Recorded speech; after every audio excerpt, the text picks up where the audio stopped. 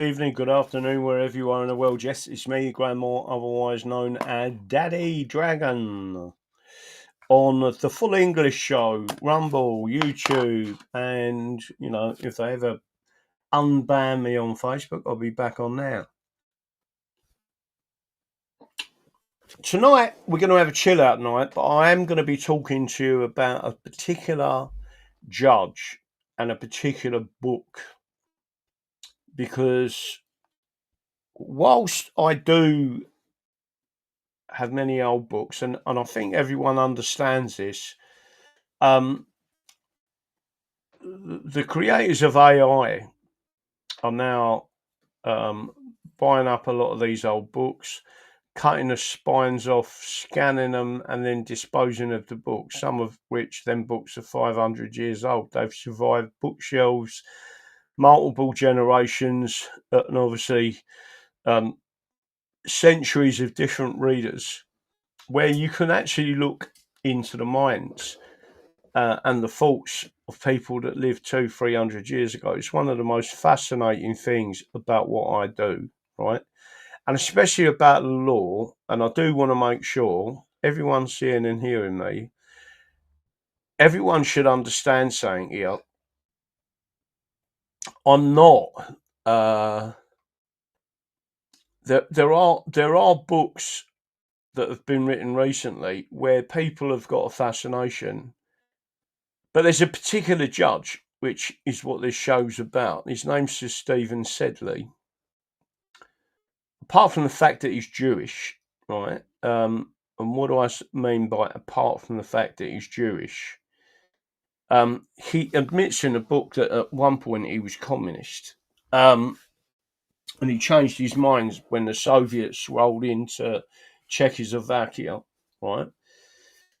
But one of the things that I think is quite striking about him is that at the end of his career, he started writing books. He started then to research into the history of the law, but he understood some of the history of the law. But he says in that book, it's such a England is such a deep history of legal history and legal cases that he couldn't do it in retirement, and even if he had a whole lifetime, he couldn't. He doesn't think you could do it, right? So when I start talking to people about the Constitution of England, this book, and it's called Lions Under the Throne by Sir Steven Sedley. He was an appeal court judge. But there's some fascinating cases in there, many of which I've already spoken to you about, nothing to his book, which is constitutional. But so don't forget this is chill out night, right? So I'm not going to go massively into this, but I'm going to say there's a whole chapter on parliamentary sovereignty. And his conclusion is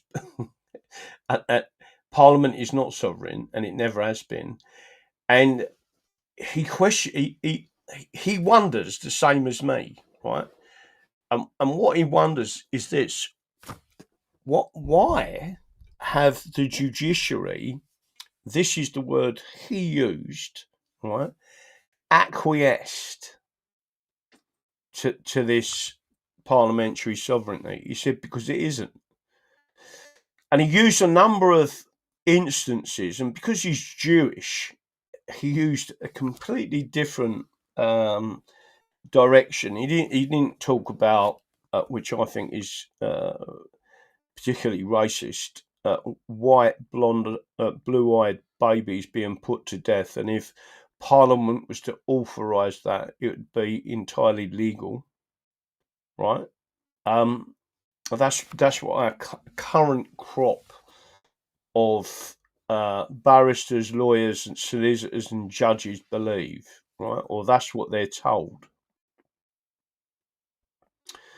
He brings up a case where someone actually said England could never be Nazi Germany because England would never allow an anti-Semitic law to be passed through Parliament, and if it was, it would be struck down by these courts, right? And there was a particular case that said that. So one of the reasons why I'm talking about this, some complete idiot on Twitter, Andy the Gabby Cabby had promoted a little section of the video, which is fantastic. And this woman come along and asked me two questions. I can't remember what the questions were. But both the questions, it's like anything. You can be asked a question and it'll take a bit more than a tweet to answer it, right? But one of the questions were, so if Parliament isn't sovereign, why has no one challenged it, right? So that part of the question, so there was two parts. The first part, it was about, I consider this person to be a troll, right? And then there's a couple of other followers that are also trolls, right? But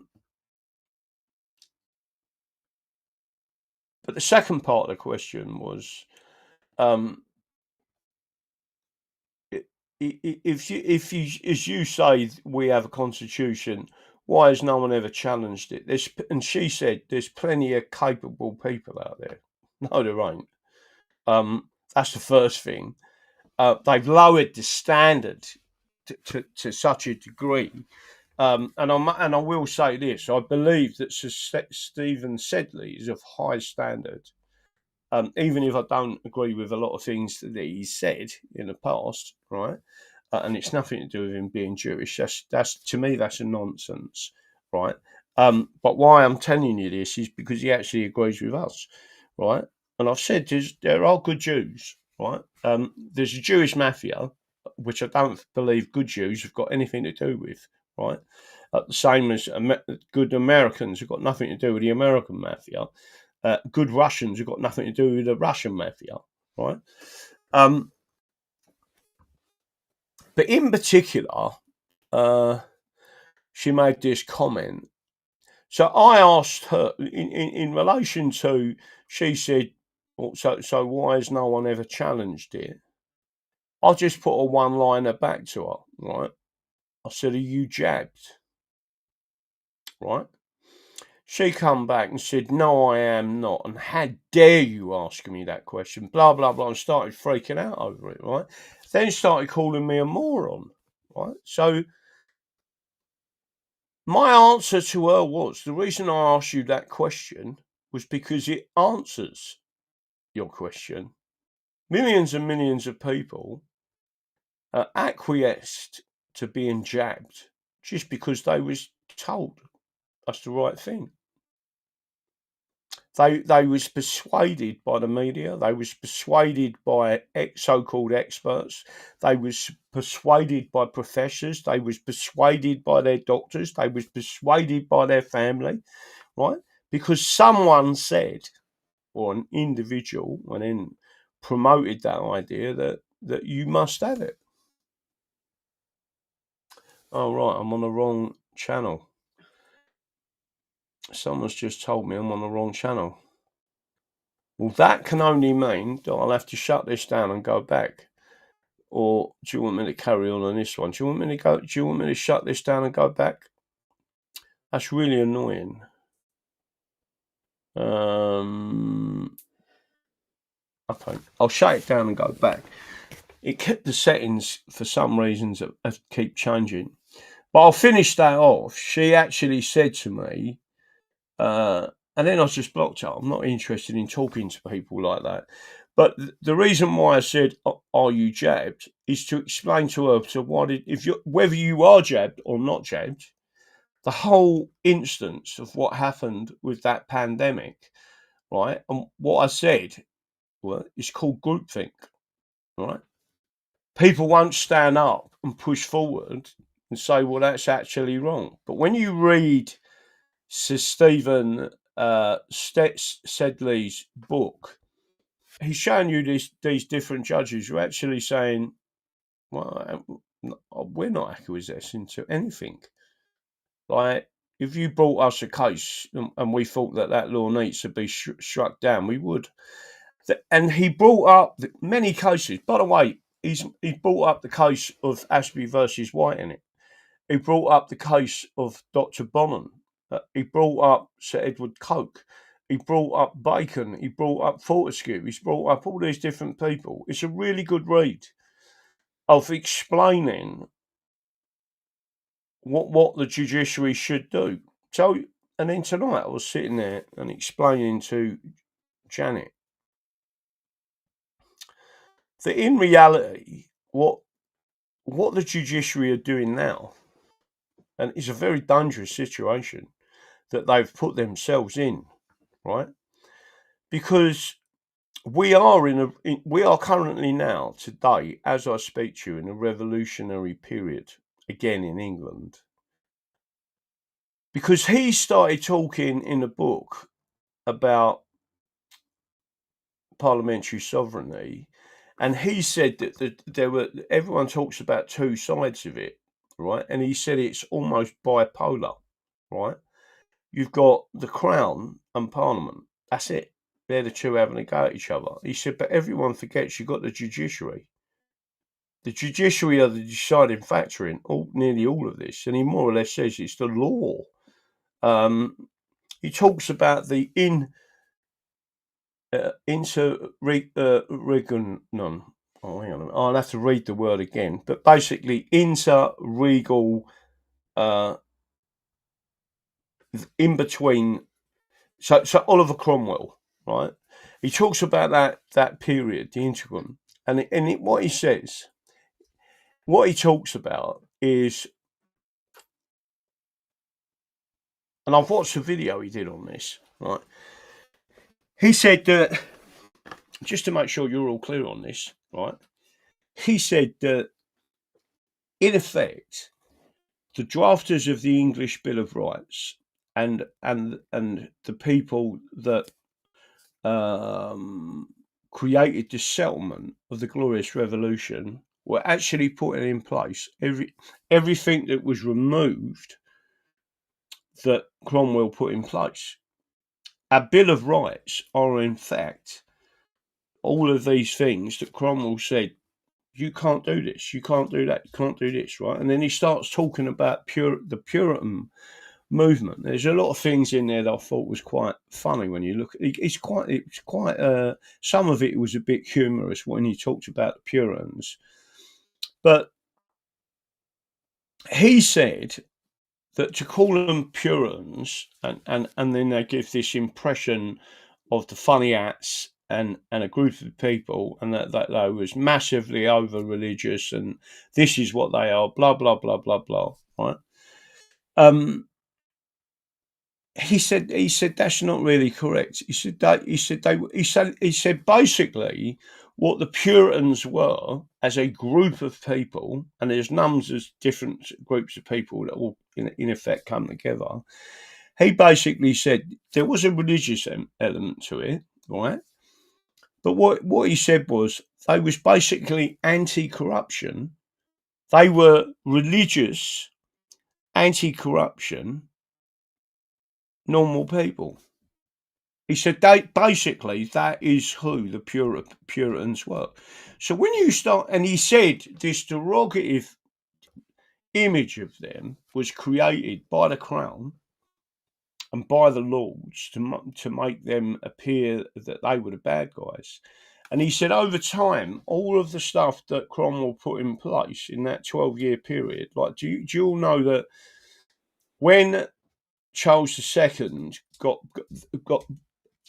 put into the throne, so the restoration of the crown, right, after that 12-year period, all of the laws created by Parliament, all of the effects of that, all of other elements was all removed. They destroyed everything. They erased it from. You wasn't even allowed to mention it in a court of law, right?